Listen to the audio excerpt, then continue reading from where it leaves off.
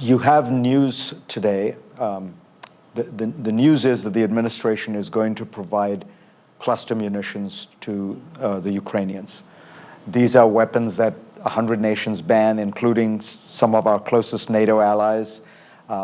When there was news that the Russians might be using it, admittedly against civilians, your then press secretary said this might be the constitute war crimes. What made you change your mind and decide to give them these weapons? Two things, Fareed, and it was a very difficult decision on my part. And by the way, I discussed this with our allies, discussed this with our friends up on the Hill. And we're in a situation where Ukraine continues to be brutally attacked across the board by munitions, by these cluster munitions that have dud rates that are very, very low, very high, that are a danger to civilians, number one. Number two, the Ukrainians are running out of ammunition. The ammunition that they call them 155 millimeter weapons. This is a war relating to munitions, and they're running out of that ammunition, and we're low on it.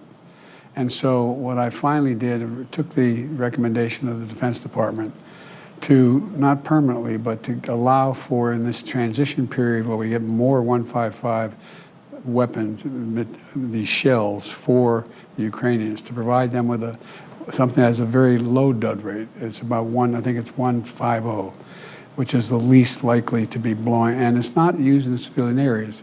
They're trying to get through those trenches and then stop those tanks from rolling. And so, but it was not an easy decision, and we're not signatories to that agreement, but it took me a while to be convinced to do it. But the main thing is they either have the weapons to stop the Russians now keep them from stopping the Ukrainian offensive through these areas, or they don't, and I think they needed them.